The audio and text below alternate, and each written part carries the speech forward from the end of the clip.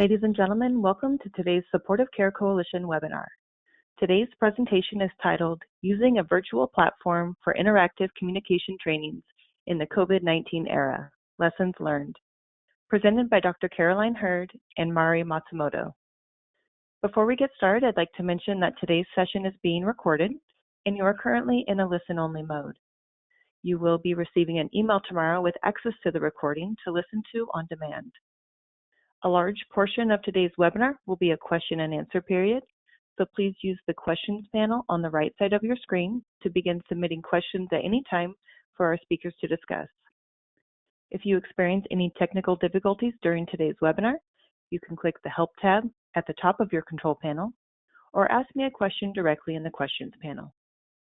Now, without further delay, it is my pleasure to introduce your moderator for today, Denise Hess, the Executive Director of the Supportive Care Coalition. Thank you, Brianne, and welcome everyone to today's Supportive Care Coalition webinar.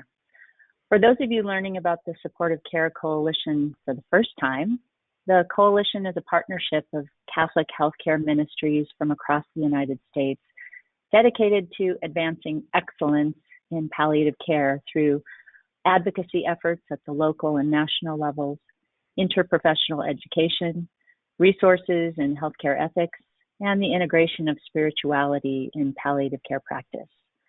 Coalition members have complimentary access to monthly webinars, numerous resources on our website, and a community of like-minded learners from all disciplines represented in palliative care. Today, we are very excited to kick off our new series, Navigating New Realities, Best Practices in Palliative Care During COVID-19. This series will highlight palliative care clinicians from across the U.S. who are navigating the new realities of healthcare in light of the ongoing pandemic. These sessions will spend about 30 minutes or so discussing new challenges that are being faced by palliative care teams, solutions that are working well, key takeaways, and then the content didactic portion will be followed, as Brianne said, by an extended period of Q&A. And you can begin typing your questions for our presenters at any time during today's presentation. So to begin, we would like to welcome Dr. Caroline Hurd and Mari Matsumoto for today's webinar. Dr. Hurd is the Regional Physician Palliative Care Educator for Providence Health and Services, Oregon. She is also a clinical assistant professor at the University of Washington in the Department of Medicine, Division of Gerontology and Geriatrics. And Mari is a licensed clinical social worker with the Connections Palliative Care Team at Providence St. Vincent Medical Center in Portland, Oregon. And so thank you so much, Dr. Hurd and Mari, for joining us today, and I will turn it over to you.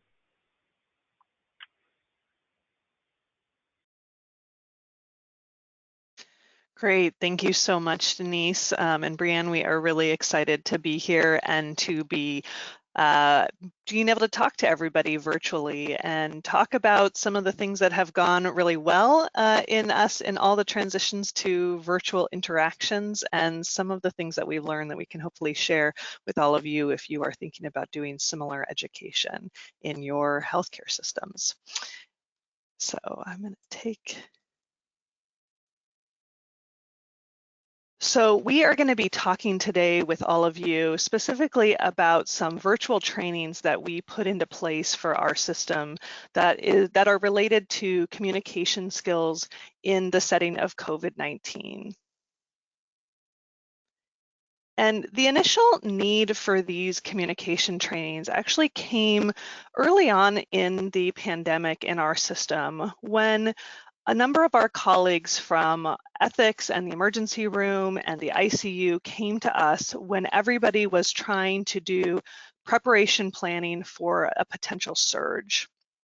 And especially there was a lot of concern, both in the public, this is a headline from Newsweek, "Who Would You Save?" that is talking about the use and the scarce resource of ventilators, the potential for that in our systems across the country. And so there was a lot of concern that we would potentially come into a situation where we would have to decide about resource allocation if resources were scarce.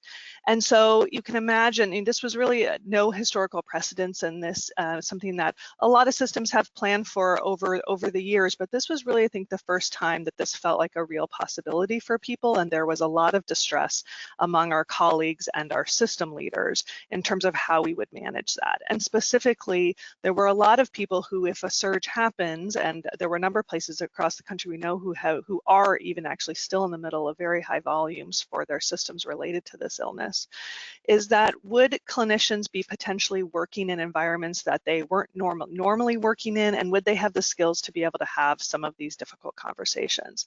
And so colleagues came to our palliative care team and asked us if we would help with some of the language and preparation in a just-in-case situation that we would need to do rapid training of these clinicians. And so through this, we ended up actually talking with a number of our colleagues, especially at New York, at Mount Sinai, who were much further along in terms of being near in a situation where they were having, as I mentioned, very high numbers of patients with COVID-19 who were already on ventilators or who were becoming critically ill and would potentially need those. Some of you may be aware of the incredible work at Sinai where they put into place a 24-hour hotline where clinicians could call in and get help with palliative care conversations or talk to patients and families. And so we reached out to them, and together we started to draft some language around this particular situation. But what we quickly realized is that what actually was needed, fortunately, none of us so far have had to be in a situation around the resource allocation concern, but what we were definitely seeing is that both patients and families were really wanting to have conversations about the what ifs. All of a sudden, this advanced care planning that had been something that had been very theoretical, I think, for many people, was becoming very ever present, and families were using this opportunity of sheltering at home to broach really some of these important conversations. And then clinicians were telling us that conversations that they were used to having maybe once a week or even just a few times a month, all of a sudden were conversations that they were having daily and throughout the day. And so the need actually in the system went from these resource allocation conversations to really advanced care planning and goals of care conversations. And it was coming from our patients, their families, it was coming from our colleagues, it was also coming from the command center at our health system.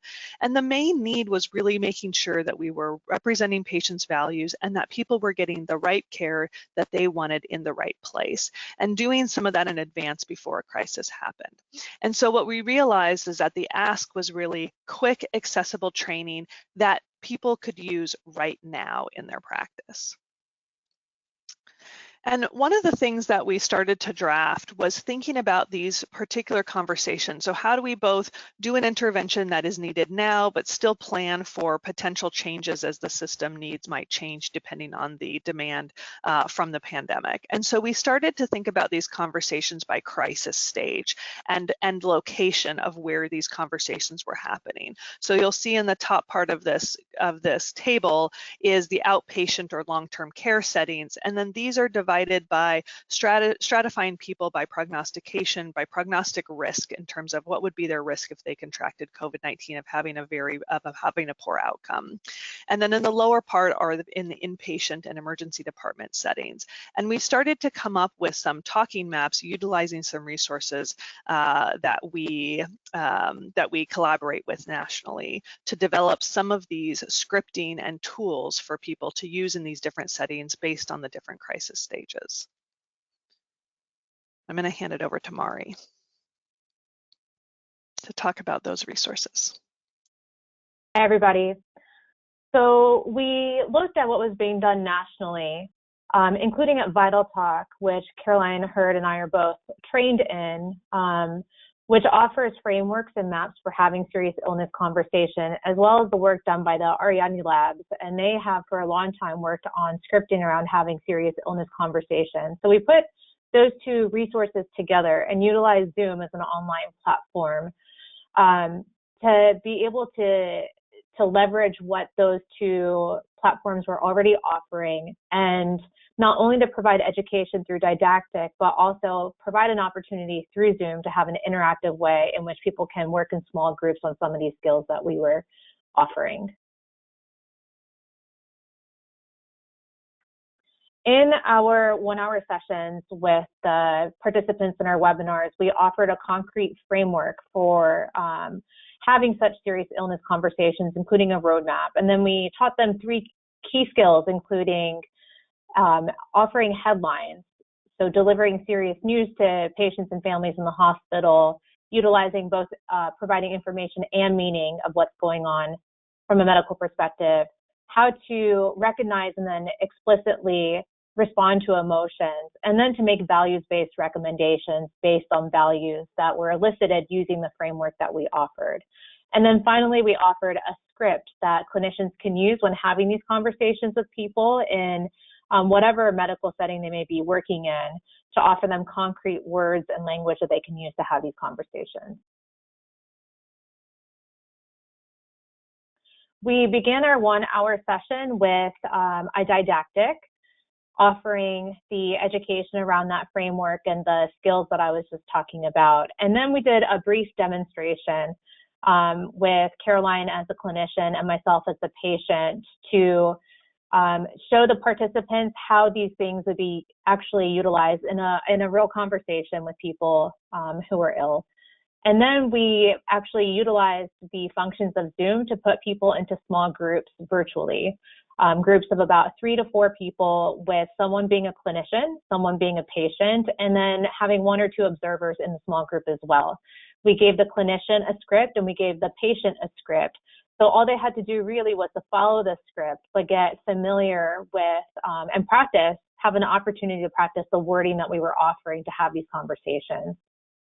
And then we had an opportunity to do some debrief and to field and answer questions from the participants about challenging situations related to having serious illness conversation that they've either encountered or anticipated for the future.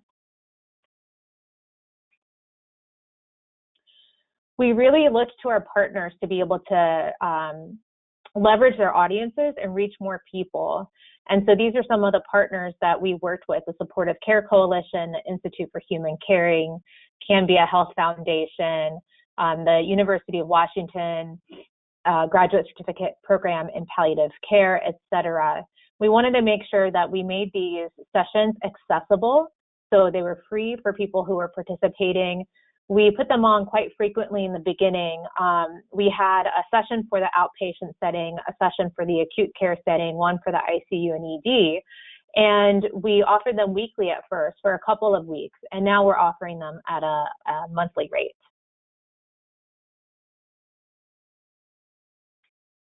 Here is a breakdown of some of our participants. It was really exciting to see that we had a really interdisciplinary representation of people who participated in our webinars. You'll see that the dark blue represents spiritual care, followed by social work. We had a large representation of nursing, and then advanced practice providers as well. As we anticipated, we had a strong showing of physicians, and then there's a really big section of others. And it was exciting to see that we had a lot of participants who are from hospital administration or health administration, people working in quality management, and other administrative realms in the medical setting as well.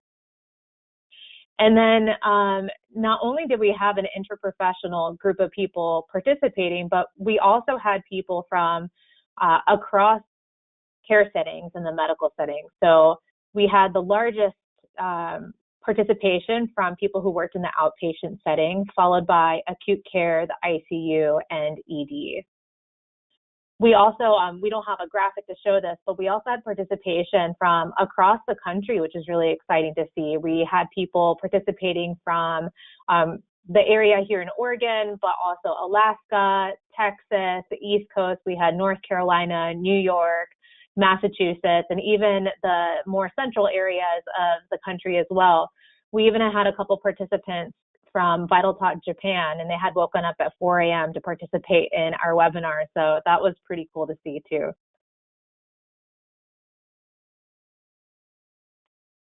here's some feedback that we got from people who participated in our webinars.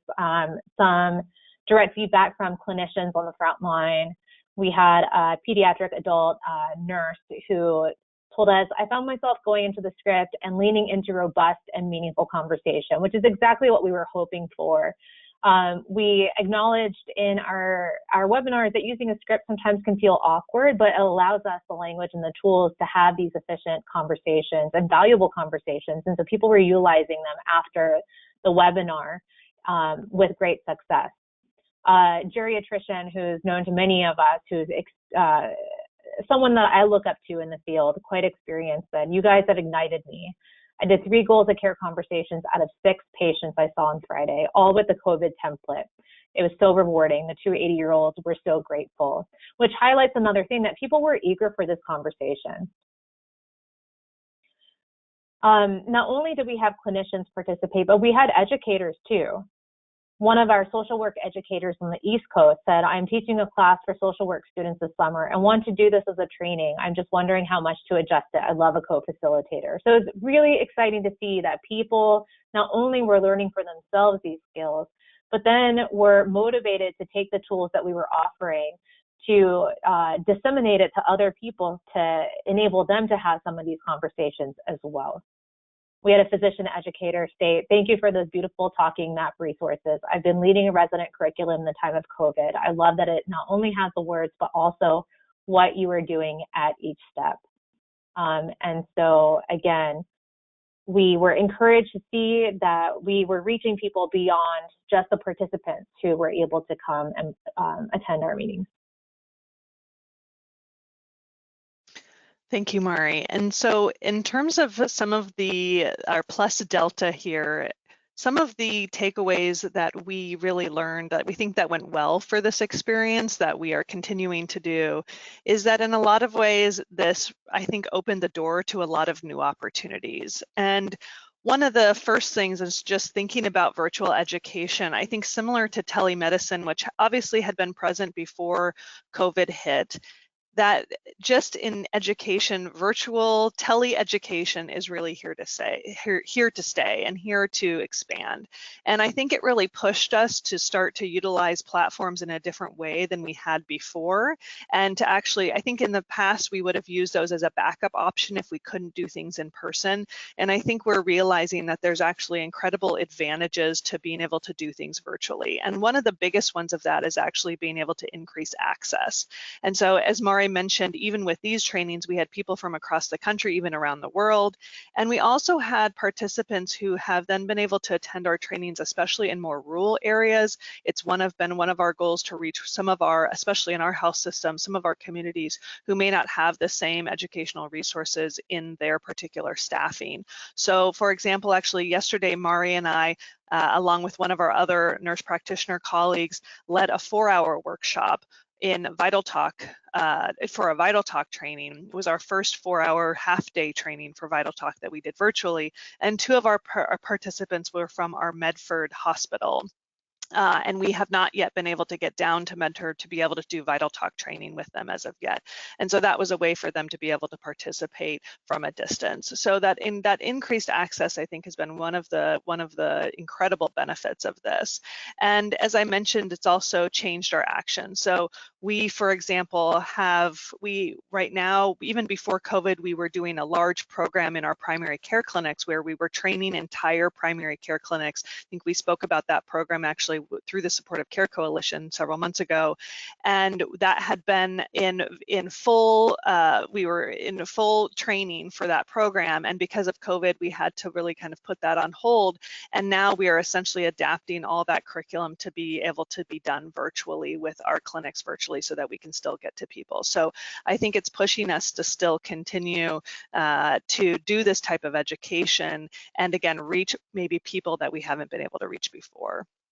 I think the other key part about this is really, and Mari touched on this, is empowering interprofessional clinicians. That has been something, I think that's a huge just value and motivation for our teaching team. Pretty much in all of our teaching initiatives, we try to do that in an interprofessional fashion, in a large part because we all see, especially communication skills, as something that the entire professional team really carries that responsibility for and has the ability to do. And so what we were able to see is that on our training sessions, we had all different kinds of professions who were really trying out either skills that they had done before, but were starting to label those skills and really do those intentionally, or they might have been pushing some of the boundaries into some newer skills that maybe they didn't feel empowered to do before. So we heard from a lot of our interprofessional colleagues, especially around the advanced care planning piece. We had a number of people who work in PACE-like programs, which are programs for older patients, especially those with dementia, and so case managers, mental health professionals from those programs really feeling empowered to actually take on that advanced care planning conversation. We also talked about in that empowering interprofessional clinicians about the ability to really share responsibility, share the load, so to speak, across the team, so that in terms of efficiency and being able to meet patients and families' needs. So if you're in the emergency department, can one person on the team really try to identify who this person's healthcare representative is, and maybe the other person on the healthcare team is the person who is eliciting the values around life support preferences and those sort of things. I think one of the other big pieces was this is foundation for future work. So it was interesting when we were developing some of the online curriculum for this, one of the people who we reached out to who helped with some of the early drafts is Tony Bach, who I think also has spoken to this group. He's one of the founders of Vital Talk, and Tony's been a longtime mentor of mine, and he and I talked about whether or not we should use one of their new talking maps, which is called Calmer, which has been used in the COVID epidemic, which I think is a great resource. It's on the Vital Talk website or on their smartphone application if any of you have accessed their Vital Talk or their COVID resources. But one of the things we talked about is that in this program, especially for our health system across Providence St. Joseph Health, is that we wanted to have people become familiar with tools that we are using even outside of the pandemic, And so even though we were having this in the context of COVID, the talking maps, which the Vital Talk one we use is Remap, and the Ariadne talking map is the Serious Illness Conversation Guide, those are resources that we want the entire system to be using as just part of our clinical care. And so we really felt like in doing these programs virtually, we were actually building a strong foundation so that people were exposed to those tools, they were starting to use those, and they were building even future demand for people to do additional training and have more advanced skills in some of our longer courses later on, which is something that we are continuing to expand in the system. And I think similar to all of these, even the increased access, the empowering interprofessional clinicians, and the foundation for future work, we were doing this all in the setting of COVID, but really these were really applicable outside of that setting. And I think that's one of the things we were hearing, especially back from our participants. And then the last piece is there was an opportunity for kind of expansion and innovation. So I've already mentioned this program we're doing in primary care, and a big part of that have been training palliative care champions that are primary care clinicians, but they're embedded within primary care clinics. And we found that utilizing our champions we were able to leverage their role and their leadership in their clinics for them to then encourage their clinics to be able to come and do the training. And then also they are actually they were some of the people who helped us really pilot and test the language and be leaders in terms of showing their colleagues that they could integrate this into their practice. So as one example, one of our palliative care champions, who's a primary care clinician, has been in primary care for many years, and she, over the course of April and May, did 98 goals of care conversations, which is incredible. I mean, that's averaging about 10 conversations a week. That's a couple of these conversations a day. And she was really especially focused on, especially her other patients with serious illness, but she was having these conversations with many of her patients. And so that was really a model then to her other colleagues to be able to see how do we integrate this into our just regular practice outside of COVID. The other program that we developed through this is because of our champions were doing most of their visits virtually during this time. Initially, a lot of them have started to go back and see in-person visits as well. But one of the things we were able to do was essentially set up kind of a coaching center at our main connections office for our palliative care office, where our champions could come here, and Mari and I actually could observe their real-time encounters with patients and families, and we could actually give them real-time feedback. And this has enabled us to advocate to the system to actually have Mari become a clinician coach long-term, even after this. And she has moved into that role this month and actually being able to be deployed to our different primary care settings for both. We have primary palliative care champions and we have geriatric champions in our primary care clinics. And then those people will be able to get real-time coaching in their actual clinical work. And we've found that actually that in terms of changing practice and changing behavior has been one of the biggest things. You can't just always just take a training and have behavior change, but actually having somebody see you apply those skills and give feedback then has dramatic change in behavior. In terms of something, too quick there. In terms of things that we learned from this experience, it wasn't all smooth sailing. I think one of the things is just this idea of rapid quality improvement. In a time when things are happening so quickly, you kind of just had to get material out there. People needed it, they needed it right now. And it wasn't always the exact language that we wanted or the exact formatting, or there might have been a typo here or error here, but we just needed to get things out. And so I think we have these initial drafts out and we're finding that we need to refine and rephrase and adapt those. They're still not perfect. A lot of them are still too long, which I tend to be in my conversations, one of my learning edges. And so I think that process of Jane, we're going to get this initial draft out, and then it's going to be something that is a constant process of improvement. I think that's been one of the lessons learned. But just being able to get something out of there initially to start people with some tools. The other thing is that it definitely is a lot of preparation and planning. We coordinated a lot with our Institute for Human Caring, which helps with palliative care initiatives across Providence St. Joseph Health System. And they helped us a lot with being able to get material out to participants ahead of time. When you're doing interactive learning virtually, in order to be able to do that, they have to be able to have all the material they need on hand. So it's different if they're coming to an in-person workshop and you can hand all those out to them and they have the right material. So really making sure that people have the material. There was a lot of instructions, we sent them a whole packet of instructions of how to even get on Zoom, how to use the technology, and then what resources they would need. And even with that, we had to have multiple prompts and reminders. We ended up putting things back into when we were on Zoom, we then reposted them in the chat box so that they had those resources available. But that whole coordination piece really required help, some administrative help, and then our team doing a lot of that. The technology continues to be challenging. I think even though Zoom is one of the ones we chose specifically because it allows breakout rooms, and so that allowed us to do this really unique format and have people interact virtually and practice in real time, which we felt like was really important versus just having a didactic. And that though meant that having people go into breakout rooms and coming back into breakout rooms can be challenging.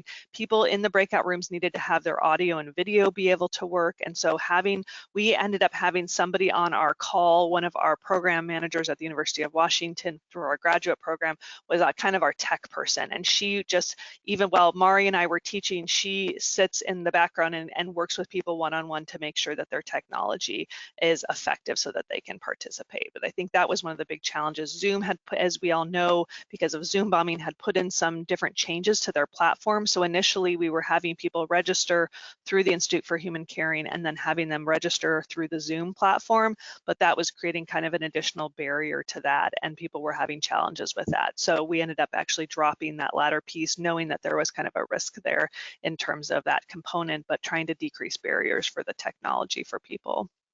And then we've talked about this at all, but the importance of teaching as a team.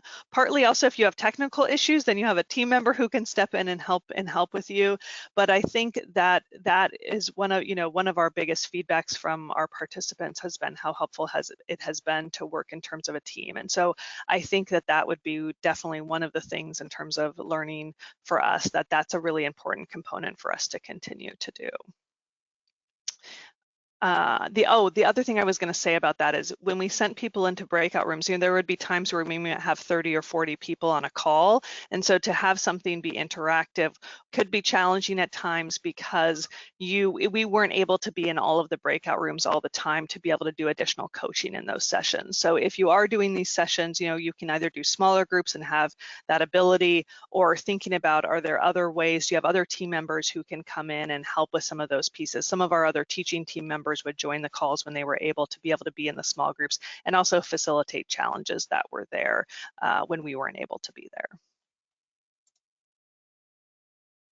So I think last slide. So I think our big takeaways from this experience is that primary palliative care education was really a critical component for the pandemic response, both in the planning piece, but also in the active training of what clinicians need right now. And that we all know there's not enough palliative care clinicians to really meet the need, even on a regular basis, and definitely not when there's a pandemic. So being able to train across the system is really important to that response. And then COVID-19 has really normalized that proactive planning with patients and families. So we used it as an opportunity to bring up this subject, but I think a lot of people are realizing that this is, again, something that should be done even outside of the COVID time. And I think that's ever present for clinicians and for patients and families. Effective tools and training can be a catalyst for advanced care planning, goals of care interprofessional collaboration. So normalizing, again, that the whole team can do these skills and have these tools available to them. And virtual education like telemedicine is a growth opportunity. So this allows us to increase that access and reach more people, and likely something we will continue to use moving forward in an increasing frequency. And the investment in virtual teaching strategies and the educators that do them can really increase the system capacity for these and help achieve system goals. So capitalizing on the enthusiasm that are coming to how do we actually meet larger programmatic and system goals. So our system has an initiative well before this around increasing advanced care planning and goals of care documentation in our notes so that people get the right care at the right place and at the right time and the care that they want that's concordant with their values. And so this has really highlighted those initiatives, and I think really has been a catalyst for moving those things forward. So I think with that, we are going to take questions.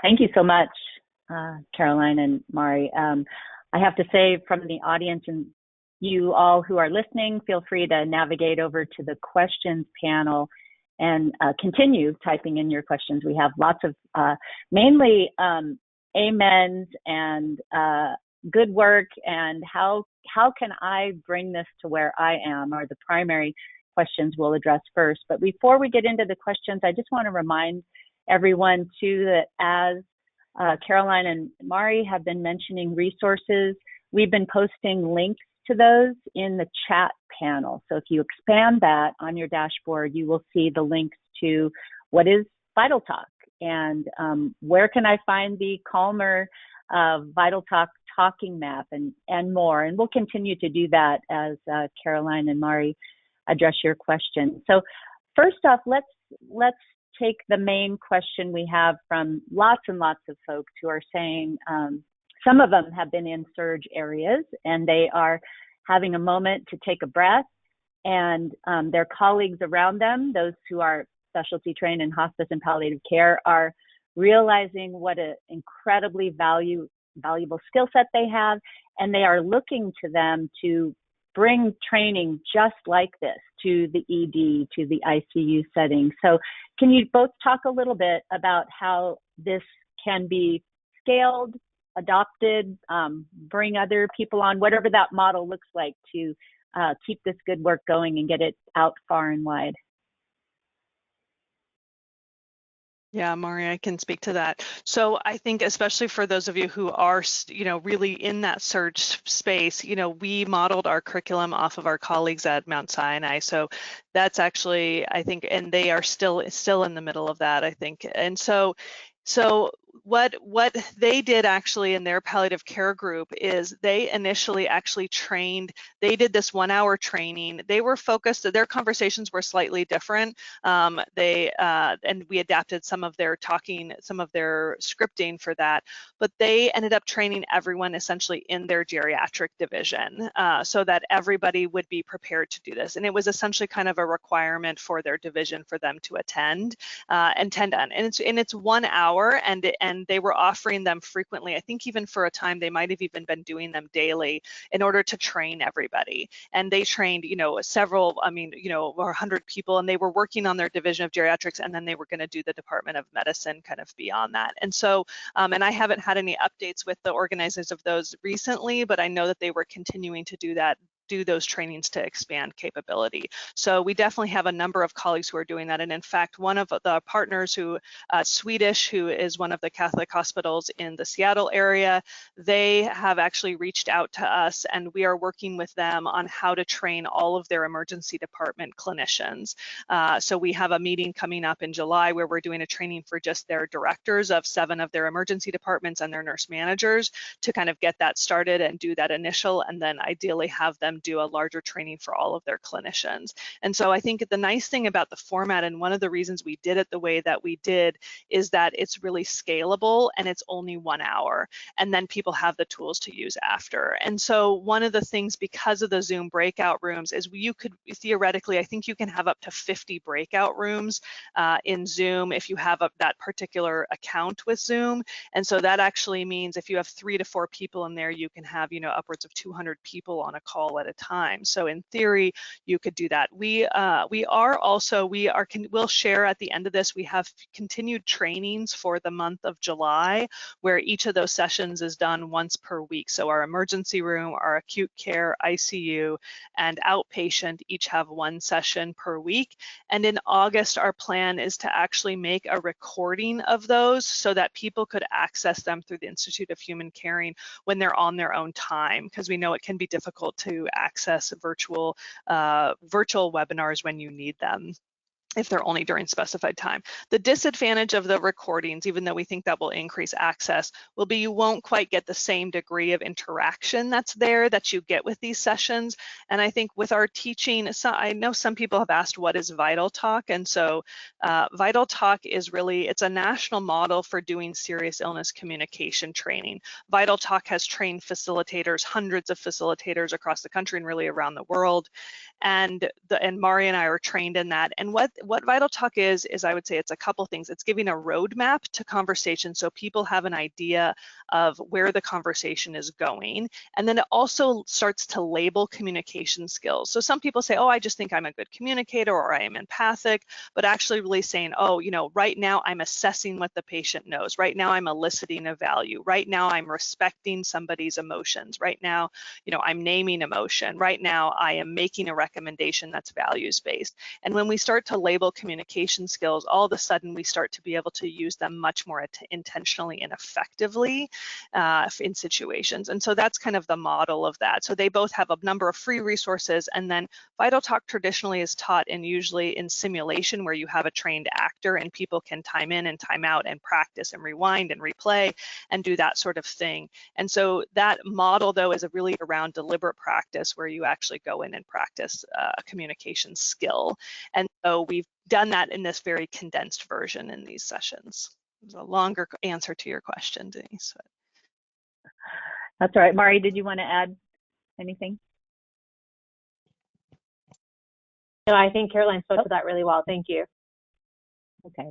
Well, and if I could summarize for our multiple audience members who've asked this question, if those of you who are attending the webinar online and can see the screen, Caroline and Mari have both graciously offered their contact information. So I know there are several of you asking, how can we collaborate? How can we work with you all to, as you guys just described, can become learn how to bring this to our own setting, participated in it ourselves. So I would invite everyone to reach out to Caroline and Mari to learn more about that. Next, we have several questions about settings, settings where this training is most tailored for, settings that you may not have mentioned in the trainings you've conducted thus far. One setting that one participant is wondering about is, a smaller rural, I know you mentioned rural briefly, geriatric, primary care practice. So it's going to be teeny tiny. There's not going to be an interdisciplinary team to train. How would this or not training apply to them? And then I'll just pack two into one. Secondly, someone's wondering about bringing this training to skilled nursing facilities and long-term care settings. So if you could speak to those. Mari, do you want to take that one? Yeah, I would love to. I think it's great that we're thinking outside the box about all the areas in which we practice medicine, both in bigger hospital settings like we might be in, and also more rural, small settings, where it might be one clinician providing medical support to a whole community. I think regardless of where you practice, these skills, the talking maps on how to have effective and meaningful serious illness conversation can be utilized in any setting. A lot of the resources that we used in our 4 different webinars were very similar. And one of the Vital Talk talking maps that we utilize is called Remap, and it provides guidance to people on how to have a rapid goals of care conversation, starting with delivering a headline, difficult news, after assessing where the patient is at in their understanding or their family about what's going on. Followed by skills to learn how to effectively respond to emotion that naturally occurs after you deliver difficult news. And then to have a conversation about, given where the patient is at this moment, what's most important and how to elicit values, and then how to make a values-based recommendation based on what you discussed with your patient. So regardless of whether you work in an urban ED where you're seeing hundreds of people a day, or you work in a rural clinical setting where you're the only clinician, I think that this is a tool that can be used in any setting, and really with whatever serious illness somebody might be facing, whether it's COVID-19 or a chronic illness. I think part of what we do is highlight the importance and the benefit of working interprofessionally when available, because sometimes there's a misunderstanding that one person or one particular discipline on the team has to own the conversation and have the responsibility completely on them. And what we have found is that though there are times when these conversations have to happen in that moment, especially in a setting perhaps like an ICU where health statuses are changing quickly and quick decisions need to be made. When there are opportunities, it might be appropriate to break up this conversation and allow different parts of the team to take on different roles. For example, as a social worker, I probably wouldn't be in the role of providing prognostic information, but I can certainly have a conversation about values and communicate that information then to my clinician partner, who could maybe take that information then and have a more informed conversation about goals of care. Yeah, I think we've actually started to work more and more with a number of our partners who work in more rural settings. In fact, the same program where we trained our palliative care champions through the Providence system is through the University of Washington program. And this fall, we're launching more of a rural focused program, which is a collaboration with teams in the Tri-Cities area, the Yakima area, and the Boise area in Idaho. So kind of Eastern Washington and Idaho, to actually start to reach even more of those communities. And I think what we especially find in working with our rural partners, and I think this is true anywhere, especially in primary care, but we talk a lot about who is the clinician of trust for this patient. And really, I think that these conversations are much more powerful and much more valuable with clinicians who know who these people are, you have a relationship with them, and you're able to get into these quite quickly, incredibly incredibly deep and meaningful conversations when you already have that established relationship. And so I think that that's really the power. I think what the scripting and the roadmap do for clinicians and the feedback from our primary care partners have really told us is this keeps them on track. I think when we don't kind of have a plan, these conversations can kind of go and, you know, meander, and we can get off on this tangent and that, and we can also not really get the information that we really need to make decisions. Eliciting values can be tricky.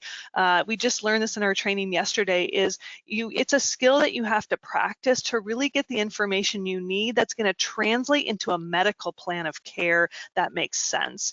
And so that is the map kind of helps you get the information that you need to actually make this concrete plan and do that in a more efficient way when you might not have a lot of time. And you mentioned long-term care settings, Denise, and I think that long-term care in particular, I think is a huge untapped resource in terms of primary palliative care. And I think we are realizing that more and more. And I think people who work in long-term care, we know we've trained a number of those actually through the University of Washington program who work in long-term care, because they exactly see this. These are people who have already, oftentimes they're there because they've had a serious hospitalization or a serious event in their life that's already happened. And they're thinking about that, and they're kind of thinking about, what does the future look like for me? What's important to me? How do I want to spend this time? And so actually utilizing that time while they're in long-term care is really valuable for the future planning. We also know that a lot of those patients, unfortunately, will end up back in the hospital or have a transition of setting, either back in the hospital or a transition, hopefully back home to where they want to be or a place that they want to be. But those are ripe opportunities to have these rich conversations. Perfect. Thank you. And again, I would invite folks who are interested in learning more to reach out to Caroline and Mari about how to collaborate in those settings, because it sounds like you guys are ready to roll on that. So I'm going to lump together two questions about the virtual tele environment. So on the one hand, there's this new virtual education environment, and you two are both extremely skilled in-person educators who have recently had to pivot to do a very intimate, patient actors, very vulnerable style of teaching and role modeling and feedback into a virtual environment. So I'd like you to address some of the wonderful pros of being able to do that, and then maybe some of the not so pros, maybe where in-person might be preferred. And then similarly, we have several questions about your training folks potentially to have these very sensitive, intimate conversations over a virtual platform in a telemedicine environment. And in the context of, and several folks have asked about this new COVID context where the family members might not be in person with their loved one who is in the hospital bed. The clinicians doing the conversation might not be talking to the family members face to face. And then one person even brought up the kind of overarching fear of having someone's loved one die alone. And I know there's some Vital Talk tools about all of that too. So kind of the virtual tele environment as educators and as clinicians. Yeah, Denise, as you pointed out, there's certainly so many both pros and cons to the virtual platform environment that we're living in right now. As far as the education, the virtual training is concerned, I have a couple thoughts. Like Caroline was mentioning, having on a virtual platform allows us to be able to reach more people than we would be able to in a face-to-face setting. I am someone who thrives with face-to-face interaction, and so personally, it does bum me out a little bit that we don't get that face-to-face interaction. I think there's so much value to be gained with face-to-face interaction, subtleties, and nonverbal communication that you might miss in a virtual platform. But at the same time, being able to reach so many people at this time to provide them with the skills that they're eager to have these important conversations seems like such a plus. I think one of the most important things is to acknowledge the awkwardness of it, call the elephant out in the room to say, this is awkward. We're having, for example, yesterday we had our 4-hour training, and to say, we usually do this in an in-person setting. This is the first time we're doing it on a virtual platform. We are going to anticipate that we'll have some hiccups, and we will work through them together. I think a lot of people are showing up these days with a lot of grace, hopefully for themselves and for other people, knowing that we're all trying to adapt in a crazy time. And so, yeah, just explicitly acknowledging this is strange, this is awkward, this is unknown. We're all going to figure it out together. There might be some road bumps, and that's okay. We'll figure it out. I was surprised actually at how smoothly it went yesterday and how intimate of a connection we were able to foster in the setting of a virtual platform. I think one of the things that we did to help elicit that is to take a moment at the very beginning of any virtual interaction to make some kind of personal connection. So I love, Caroline's been leading a lot of virtual meetings, and she always starts by asking people to state one word that they're feeling in that moment, or something that they were especially grateful for in that week. Or we were asking our participants yesterday, if you weren't in healthcare, what would you be doing professionally? Just a brief moment to spend to foster deliberate connectedness, because technology makes us feel a little bit more separated than we would be in person. And then to explicitly say, okay, on this virtual platform, what are the ground rules that we all want to respect together and practice by? So for example, what we share stays in the room, and what we learn we can take away and share with others. Or technical meeting hygiene, like put your phones away, silence pagers, those kinds of things. But though we're not physically in the same room, as much as possible, creating that kind of environment and identifying the ground rules that we all want to work with. Yeah, I think one of the things to add to that is that I think has been really surprising in this for me, because as Mari, I'm someone who's similar, who really thrives on that interactive piece, and when you can see somebody face to face, and whether that's with our participants, our learners who are joining us, or with patients and families. One of the things that's been really surprising, especially when Mari and I have been doing some of the coaching with our primary care clinicians, is we have been really surprised how in some ways actually being with somebody virtually allows people to put walls down in ways that they may not do when you are in person with them. And that, to me, I would say has been the biggest surprise of this whole process. So our learners in some ways feel more comfortable actually practicing in a role play virtually than they might if they were in person. We also use the chat function quite a bit to talk back and forth.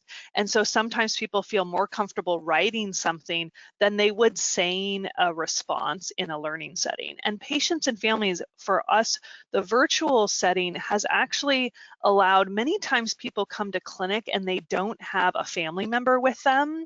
And when you talk to them in their own home, whether that's on the phone or whether that's through a video visit, oftentimes there are people who are important to them who are there in their home.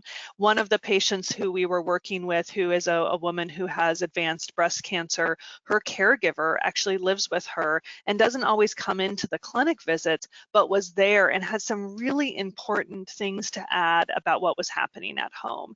And so these opportunities arise, and you also see people in their home settings in terms of those interactions, and they might feel more comfortable actually having these conversations there than they would in kind of a sterile clinical office that doesn't feel like their home.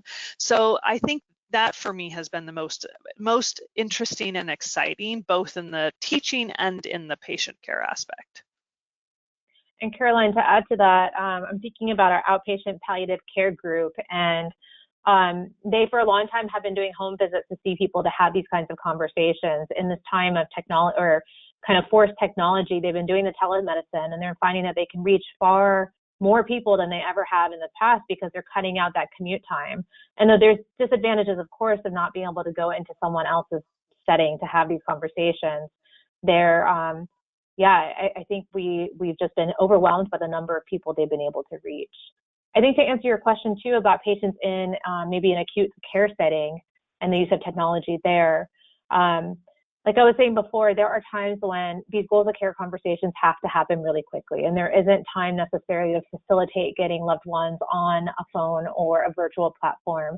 But I also think that as much as we are able, we owe it to our patients to provide the best care possible. And the best care possible often means involving someone else in that conversation. And so even just saying to patients, even if time seems tight, to say, there's an important conversation I want to have with you about your health and concerned about how you're doing. Is there someone else you'd like to have participate in this conversation with us? And whether it's by phone or through some kind of video connection, I think it's important to make an effort to be able to do that when possible. And if we can't in that moment, to say, I'm so sorry, we're not able to get that person to join us right now, but I hear it's really important that this information is communicated with them and that they're involved. I would like to call them afterwards, or have my colleague call them, or whatnot, make that extra effort to connect. Yeah, I know Bob Arnold, who's one of the other founders of Vital Talk, has talked about in this time that there's a lot of different types of delivering news that I think serious news that we're often used to. And in this time of COVID, there's a whole new set of delivering serious news that we have to do. And sometimes that serious news is around them not being able to see a loved one who either might be sick or might be at the end of their life. And the same skills that are in these talking maps that are around goals of care conversations are the same skills that are used when you have to deliver serious news around things that you just can't fix or change in this situation. So how do you acknowledge it? How do you respond to that emotion that's there? And how do you really show with your presence is a lot of times the main intervention that we can do right now. You did it. You answered that layer cake of a question, and circled back around to the family concern about having their loved one alone and or dying alone. Thank you for that. Because is there a link to that we should share? I felt like Bob or someone at Vital Talk did come up with a map that was specifically to talk about visitation and just the challenges of visitation. If there is, and you guys can't find it right at the moment, feel free to send it to Brianne and we'll send it out with the recording. I think it's embedded, and I'm seeing you have them here. I think that it is embedded in the COVID resources, the COVID playbook that's on their website. I'm pretty sure they have a section on that. Yeah. Great. Thank you. Thanks. So we are about at the top of the hour. The only other kind of question we haven't gotten to yet is several folks have said, this training, again, it sounds so amazing. It sounds so comprehensive. Can I get it? And, can I see the scripts and all that? I will just encourage folks with that question to reach out to both of you and let you all work out the details of what that looks like. But again, I would encourage everyone on the Vital Talk website. Caroline and other Vital Talk colleagues have been developing many COVID-19 communication resources, and they are just there for the taking. So again, check the links in the chat box. And I want to hand it over to you guys, just to highlight these couple announcements of training opportunities. Put it there on the slide there, and this is the link to the Institute for Human Caring website, and I think that Denise and team can send out the flyer to this where you can register. These are the sessions. Absolutely. You'll see what we have left in July. We have an ICU session actually just shortly here today, and then we have our emergency room session next week, and then in July we have those sessions as well. So we encourage people to sign up for those. And also that same website we will likely put in coming up in probably end of August. We will hopefully have recorded sessions for these that will then just be there as an ongoing resource. So check back with the Institute for Human Caring under there. They have resources for healthcare professionals under there. So we'll likely put a resource there for people ongoing. And the talking maps, even if you can't come to these sessions, actually when you go to register for any of these, the talking maps and the scripts are actually accessed there, even if you can't attend a session. Perfect. So you can download the talking maps right from there. And I think we did. We've mentioned just the graduate certificate in palliative care. I think those will be in your slides. But for those of you who are interested in the program that we've talked about, you can see our rural program with chaplaincy in St. Luke's and Horizon Hospice that we are coordinating with. And we also have a pediatric arm of that as well. Great. Oh, great. Well, thank you both again so much for being the first ones to kick off this new series of highlighting innovations and best practices in palliative care in light of our new realities in the midst of the COVID-19 pandemic. For those of you listening, share far and wide. These webinars are open to any and everyone who would like to attend, and we'll continue to market. I think we have at least 4 more scheduled, queued up for the coming months. Most immediately, though, next week, Dr. Ronit Elk will be talking about the critical role of understanding and respecting culture in palliative care and end-of-life care, considering our African American patients. We've actually had that webinar on the docket for many, many months, and it just turns out that that conversation and Dr. Elk's immense expertise from her years of work and research at the University of Alabama will be especially timely, unfortunately, given what's going on right now. This webinar is now open for registration to coalition members. And again, thank you all, our attendees who joined us today in the midst of your busy lives. We invite you, as soon as the webinar has ended, you will see a evaluation come up on your screen. If you could just take a few moments to fill that out. We use that feedback. We value that feedback to plan future sessions. So thank you, everyone. Stay safe and have a great day. Thank you very much. Thank you. Take care.